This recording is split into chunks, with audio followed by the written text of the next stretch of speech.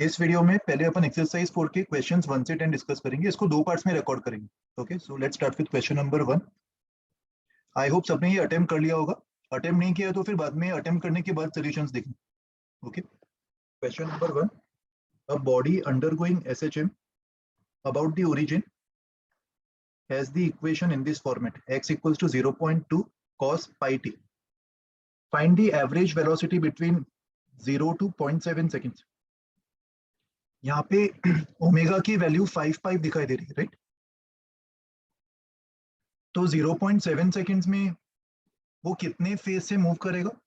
Theta omega times T, मतलब 5 pi into 0.7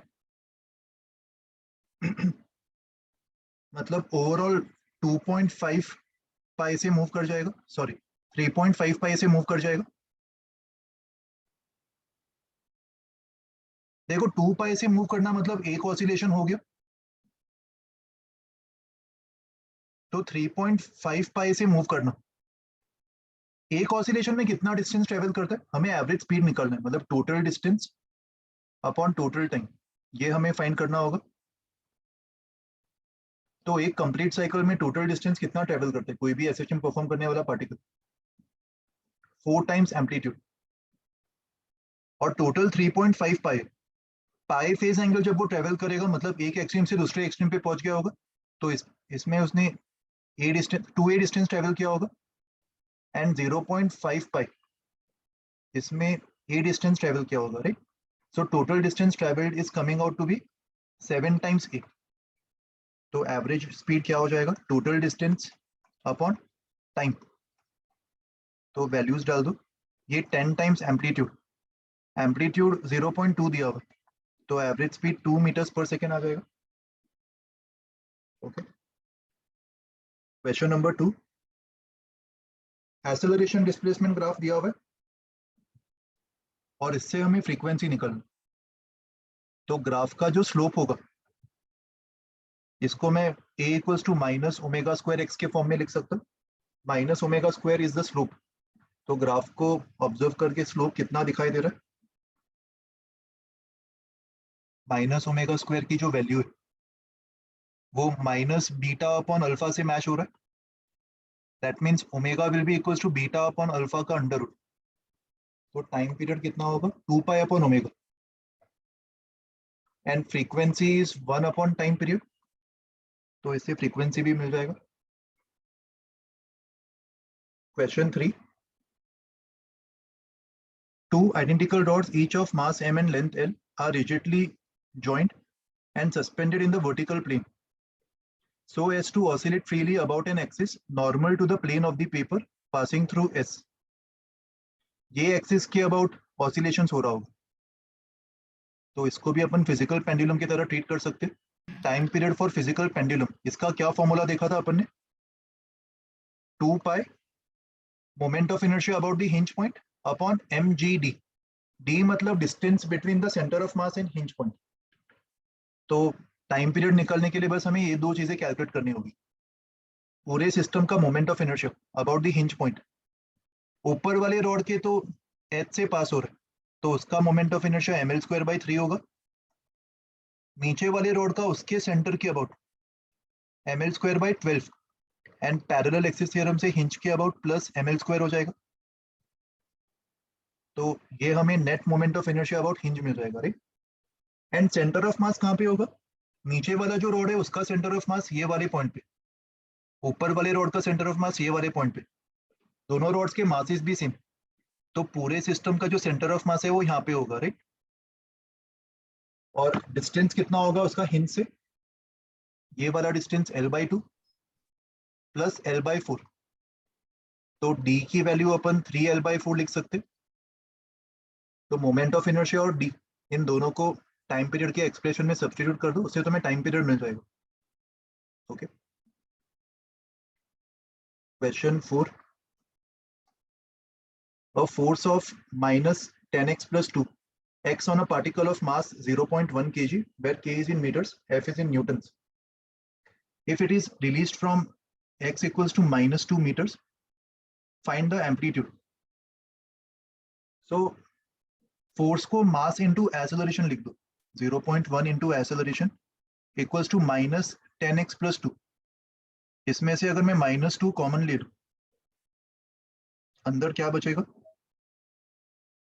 actually -10 common ले लो, x के कोफिशिएंट को 1 कर दो, तो -10 कॉमन लेने पर x - 1/5 ये बच जाएगा अंदर। एसेलरेशन 0 कौन से पॉइंट पे होगा? एट x = 1/5, तो x = 1/5 को अपन मीन पोजीशन मान सकते,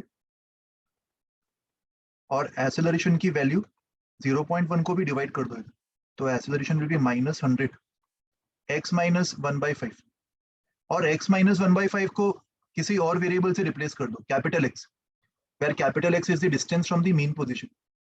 तो अभी ये SHM का इक्वेशन रिप्रेजेंट कर रहा है विद ω² = 100, सो ओमेगा 10 के इक्वल हो जाएगा,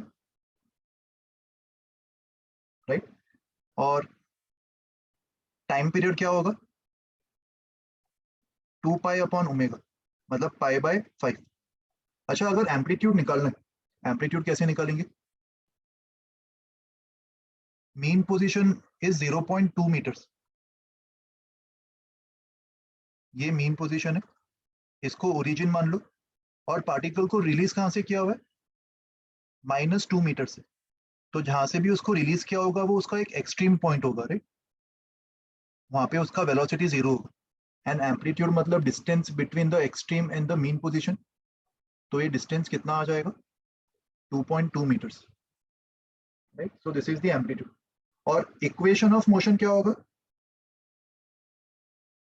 इक्वेशन ऑफ मोशन अगर एम्पलीट्यूड से रिलीज किया जा रहा है, नेगेटिव एम्पलीट्यूड से, तो इनिशियल फेज एंगल क्या लेंगे? 3π/2। इनिशियल फेज एंगल 3π/2, और equation of motion will be -a cos ω t, but ये कैपिटल X देगा, कैपिटल X मतलब distance from the mean position, और कैपिटल X को मैं x - 0.2 लिख सकता हूँ, yes sir. Which will be -2.2 cos ω t। तो यहाँ से तुम्हें x का जनरल सोल्यूशन मिल जाएगा, -2.2 cos ω t + 0.2। ओके, क्वेश्चन 5,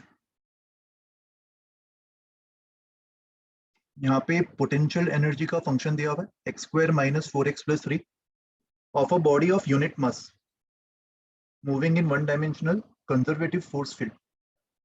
तो पोटेंशियल एनर्जी से अपन फोर्स निकाल सकते हैं, फोर्स क्या होगा? -du/dx, इसका डिफरेंशिएशन 2x - 4, ये फोर्स आ जाएगा।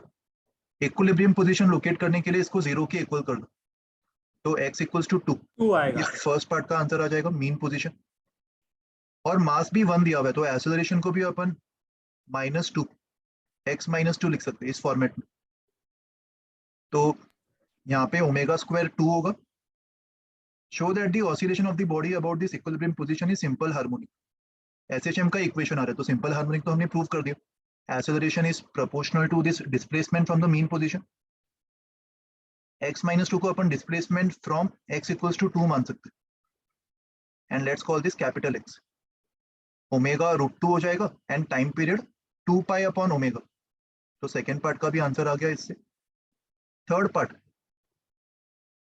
find the amplitude of oscillation if the speed of the body at the equilibrium position is 2√6। Equilibrium position पे स्पीड मैक्सिमम होता है, और उसको अपन ओमेगा टाइम्स एम्पलीट्यूड से इक्वेट कर सकते हैं। ओमेगा पता है, तो यहाँ से एम्पलीट्यूड भी मिल जाएगा, राइट?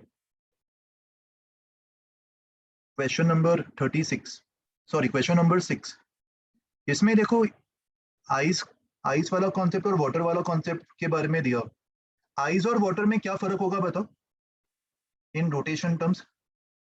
कौन सा सिस्टम रोटेट कर पाएगा, आइस वाला या वाटर वाला? आइस। तुमने ऐसा टाइप का एग्जांपल्स देखा है रोटेशन में पहले, आइस एंड वाटर?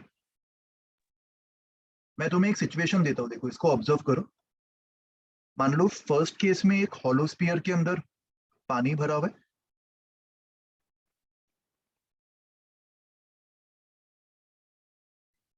और इसको अगर मैं बॉटम मोस्ट पॉइंट के अबाउट रोटेट करता हूँ बाय सम एंगल, रेफरेंस के लिए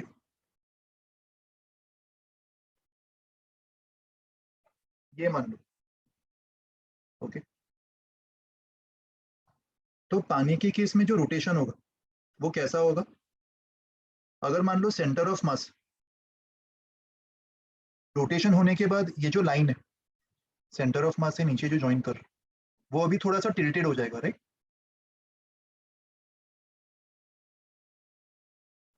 इस तरीके से।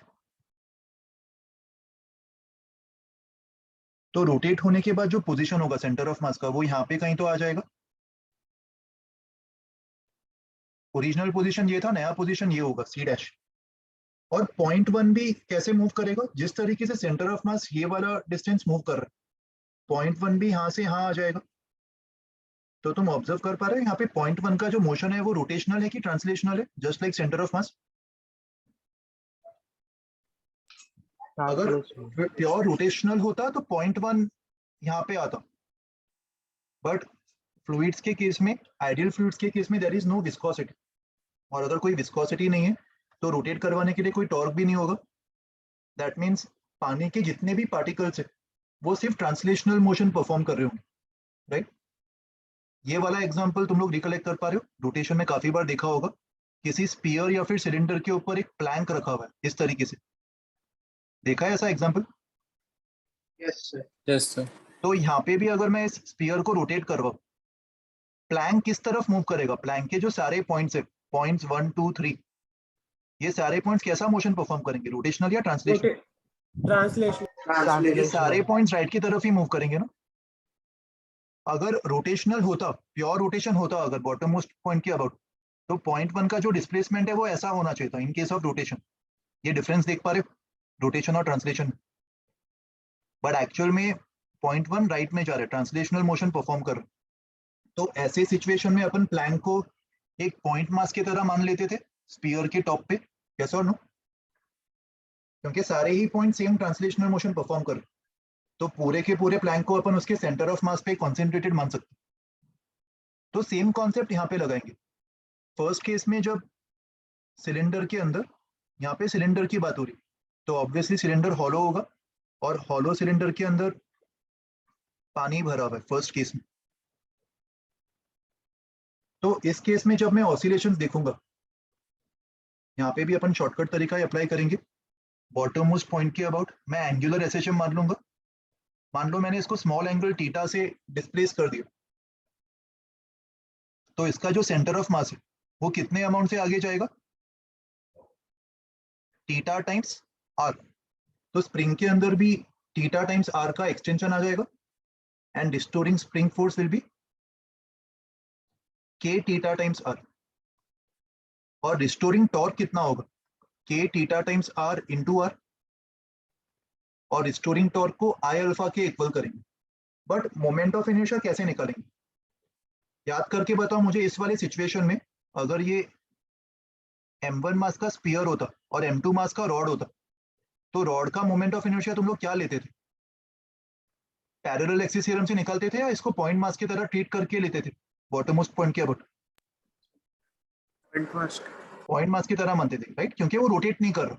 तो वैसे ही यहाँ पे भी अगर पानी रोटेट नहीं कर रहा, तो पानी को भी मैं उसके सेंटर ऑफ मास पे कॉन्सेंट्रेटेड मान सकता हूँ, just like a point mass. तो वाटर का जो मोमेंट ऑफ इनर्शिया है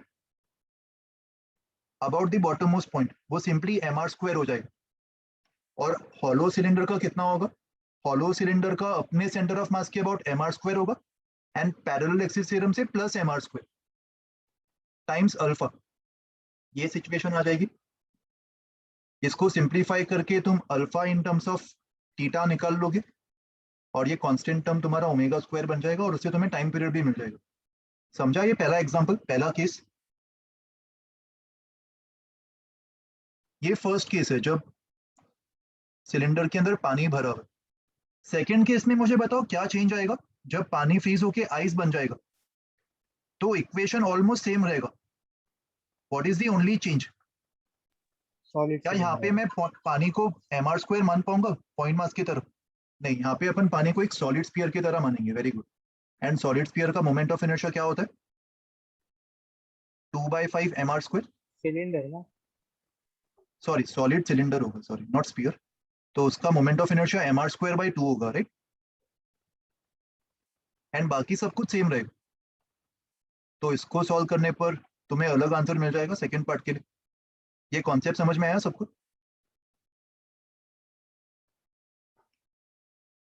ओके चलो नेक्स्ट एग्जांपल देखते हैं अभी। Example 7, friction coefficient between two blocks shown in the figure is mu and the horizontal plane is smooth. If the system is slightly displaced and released, दोनों blocks अगर साथ में oscillate कर रहे हैं तो time period 2 pi under root total mass upon k. ये अपन डायरेक्टली बोल सकते हैं ए पार्ट का answer. B part, find the magnitude of the frictional force when the displacement from the mean position is X. तो अगर mean position से X का डिस्प्लेसमेंट है, मतलब दोनों का एक्सेलरेशन ओमेगा स्क्वायर एक्स हो रहा होगा। ओमेगा की value k upon under root of m plus m, sorry under root of k upon m plus m। तो एक्सेलरेशन कितना हो जाएगा? ये फ्रिक्शन निकालने के लिए कौन से ब्लॉक का एफवीडी देखेंगे? कौन सा ब्लॉक है जिसपे खाली फ्रिक्शन लग रहा है? Small m capital m? Small m block, right. तो स्मॉल m का अगर एक्सेलरेशन a है तो ये एक्सेलरेशन फ्रिक्शन प्रोवाइड कर रहा होगा। दैट मींस फ्रिक्शनल फोर्स की वैल्यू m टाइम्स a आ जाएगी, राइट। एंड सी पार्ट में पूछा है what can be the maximum amplitude if the upper block does not slip. तो क्रिटिकल सिचुएशन में फ्रिक्शनल फोर्स को अपन म्यू mg के equal कर देंगे, लिमिटिंग फ्रिक्शन, और x को अपन एम्पलीट्यूड से सब्स्टिट्यूट कर देंगे। तो सॉल्व करने पर तुम्हें एम्पलीट्यूड मिल जाएगा। Okay, question 8, a block of mass m is suspended from the ceiling of a stationary elevator through a spring of spring constant k in equilibrium. Suddenly the cable breaks and the elevator starts falling freely. So देखो यहाँ पे situation क्या होगा। Initially जब किसी spring से block को attach किया हुआ, ये ब्लॉक रेस्ट पे, मतलब ब्लॉक अपने मीन पोजीशन पे होगा, राइट। और मीन पोजीशन पे स्प्रिंग अपने नेचुरल लेंथ पे है कि एक्सटेंडेड है? स्प्रिंग में थोड़ा सा एक्सटेंशन होगा, एक्सटेंशन, और ये एक्सटेंशन को xm मान लेते। मीन पोजीशन पे k xm और mg बैलेंस हो रहा होगा, मतलब spring already mg by k से एक्सटेंडेड है। और ये एलिवेटर जो है वो ऊपर किसी केबल से सपोर्टेड होगा। मान लो ये केबल, अगर ये केबल ब्रेक हो जाए तो एलिवेटर का एक्सेलरेशन कितना होगा? एलिवेटर फ्री फॉल कर रहा होगा, एलिवेटर का एक्सेलरेशन g हो जाएगा। तो एलिवेटर के फ्रेम ऑफ रेफरेंस में ब्लॉक पे इफेक्टिव g कितना होगा? ब्लॉक पे mg नीचे लग रहा है और सीडो फोर्स भी mg ऊपर लग रहा है, यस और नो? 0। तो इफेक्टिव जी 0 हो जाएगा। मतलब एलिवेटर के इस फ्री फॉल के कारण ब्लॉक का अभी जो मीन पोजीशन है वो कहाँ पे शिफ्ट हो गया? स्प्रिंग के नेचुरल लेंथ। अगर नीचे की तरफ इफेक्टिव जी 0 है तो जहां पे भी स्प्रिंग फोर्स 0 होगा वहीं पे वो इक्विलिब्रियम पे रह पाएगा। That means once the rope breaks, the new mean position of the block has shifted from here to here at natural length. But मुझे बताओ, क्या ब्लॉक का पोजीशन सडनली चेंज हो सकता है? पोजीशन 1 से 2, ब्लॉक है तो अभी भी पोजीशन 1 पे ही ना, और पोजीशन 1 पे उसकी वेलोसिटी अभी भी 0 है। तो अभी जो SHM शुरू होगा, ब्लॉक का जो ऑसिलेशन शुरू होगा, उस ऑसिलेशन का ये वाला एक्सट्रीम पोजीशन होगा, ये वाला मीन पोजीशन होगा, राइट। एंड टाइम पीरियड तो सेम ही रहेगा स्प्रिंग मास सिस्टम के लिए, 2 pi under root m by k। और एम्पलीट्यूड क्या होगा? Amplitude is the distance between the mean position and the extreme position. तो ये वाला डिस्टेंस ही एम्पलीट्यूड होगा, which is mg by k। इसी को अपन एम्पलीट्यूड बोल सकते हैं। ये समझ में आया सबको? Okay, question 9, a uniform disc of radius 5 and mass 200 grams is fixed at the center of a metal wire. एक डिस्क को मान लो ऐसा, इसका रेडियस दिया हुआ है r इसका मास भी दिया हुआ है और इसको एक मेटल वायर से फिक्स किया हुआ है। मेटल वायर का दूसरा एंड सीलिंग से फिक्स्ड है। The disc is rotated about the wire through an angle and released. तो ये टॉर्शनल पेंडुलम जैसा बिहेव करेगा, right? If the disc makes torsional oscillations with time period 0.2 seconds, तो omega की वैल्यू 2 पाई अपॉन 0.2 होगी। और wire का अगर मैं टॉर्शनल कांस्टेंट के मान लूं तो रिस्टोरिंग टॉर्क के थीटा होगा और इसको अपन आई अल्फा के इक्वल लिख सकते हैं। That means alpha will be equals to 2k by mr square times theta, और इसको अपन ओमेगा स्क्वायर बोल सकते हैं, राइट? तो ओमेगा की वैल्यू यहां से इक्वेट कर दो, इसको सॉल्व करने पर तुम्हें k मिल जाएगा। Question number 10. A loop consists of two cords of length L and 2L, and their masses per unit length is mu and 2 mu. तो ये वाला छोटा लेंथ लग रहा है, इसका ओवरऑल लेंथ L मान लो, और जो नीचे वाला लूप है उसका ओवरऑल लेंथ 2L मान लो, and linear mass density mu and 2 mu. तो ये वाला जो लेंथ है इसको अपन L/2 मान सकते, और नीचे वाला जो लेंथ है इसको अपन L मान सकते। ये सिचुएशन दिया हुआ है। इनिशियली ये इक्विलिब्रियम पे रहेगा, right? When slightly displaced, it executes SHM. Find the period of oscillations. अभी अगर मान लो मैं राइट वाले पार्ट को x से नीचे डिस्प्लेस करूं तो लेफ्ट वाला पार्ट x से ऊपर चला जाएगा। तो जो नया डायग्राम बनेगा